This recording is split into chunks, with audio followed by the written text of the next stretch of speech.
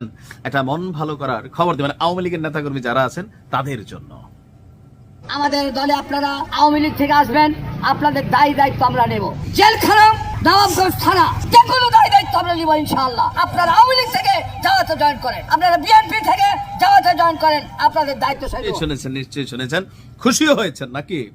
এবার আর কোনো কথা নাই, দলে দলে যাদের ইচ্ছা চাঁপাইনবাবগঞ্জ এলাকার মানুষ যারা আছেন আওয়ামী লীগে যোগ দিতে পারেন। সব দায়িত্ব জামাতের এই নেতা নিয়ে নিবে। আমার কাছে মাঝে মাঝে মনে হয় যে জামাতের যে সুদিনটা আসছে, জামাতের যেই মানে পজিটিভ একটা অবস্থান আসছে, এই অবস্থানকে নষ্ট করার জন্য কয়েকজন জামাতের অতিরঞ্জিত কথাবার্তা বলা নেতাই যথেষ্ট। ওনার এই কথাগুলোকে আমি খারাপভাবে দেখছি না, এটা পজিটিভ রাজনীতিতে, যে হ্যাঁ একটা দলের নেতা কর্মীদের দায়িত্ব অন্য কেউ নিবে, তো যাদের ভালো লাগে তারা জয়েন করবে। তিনি বিএনপিকে আহ্বান করছিলেন, তবে ওনার এই বক্তব্যটার মধ্যে অনেকগুলো উল্টাপাল্টা কথাও আছে। যে আল্লাহর দল নিয়ে একটা বক্তব্য আছে, ওই জায়গাটা থেকে আমি আসলে শুরু করতে চাই যে আল্লাহর দল ছাড়া মানুষের করা বা মানুষের গড়া দল করা যাবে না। তো আল্লাহর দল কোনটা? আল্লাহ কি ওয়াহি নাজিল কইরা বলছে যে এই দেশে বাংলাদেশ নামক রাষ্ট্রটাতে এই দলটা আল্লাহর দল? অবশ্য জামাতের অনেক নেতারাই এটা প্রমাণ করার চেষ্টা করেন যে জামাত ইসলাম হচ্ছে আল্লাহর দল। আবার এই দেশের আরেক শ্রেণীর আলেম ওলামারা তারা বলেন যে জামাতে গেলে ঈমান আকীদা থাকবে না। এখন বিষয়টা হচ্ছে কি, যার পক্ষে যায় তার কাছে ভাল লাগে, যার পক্ষে না যায় তার কাছে ভাল লাগে না। এখন জামাত নেতার এই বক্তব্যকে ঘিরে গতকালকে থেকে সামাজিক যোগাযোগ মাধ্যমে তোলপাড়। তিনি আসলে কে? চাঁপাইনবাবগঞ্জ ৩ আসনের সাবেক সংসদ সদস্য এবং জামাত ইসলামের কেন্দ্রীয় কমিটির সদস্য। ওনার নাম হচ্ছে লতিফুর রহমান।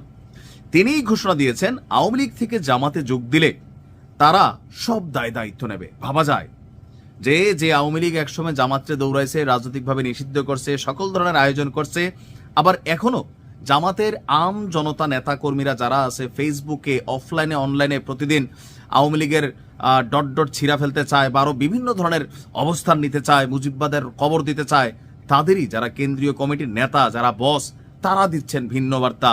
অনেকটা সাংঘর্ষিক আমার কাছে মনে হইল।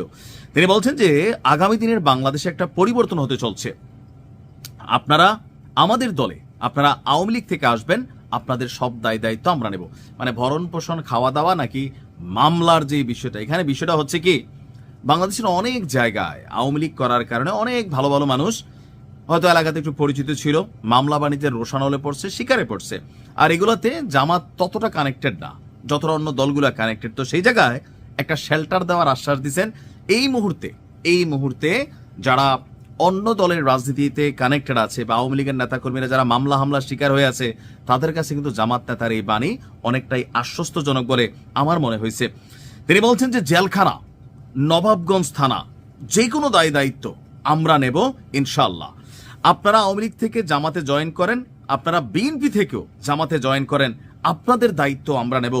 জামায়াতকে আগাইল্যা মানে আইগল্যা মানে আগের জামাত মনে করিয়েন না, এখনকার জামাত অনেক বেশি শক্তিশালী। আল্লাহর দল ছাড়া মানুষের গড়া দল করা যাবে না। আমার কথা নয়, কোরআনের কথা। কি কথা ঠিক আছে? ঠিক থাকলে হ্যাঁ লিখতে পারেন। এটা ভালো করে খেয়াল করবেন। আল্লাহ বলেছেন আমি তোমাদের ভালো কাজের মন্দ কাজের জাররা জাররা হিসাব নিব। আওয়ামী লীগ বিএনপি সবাইকে গণহারে তিনি জয়েন করতে বলছেন।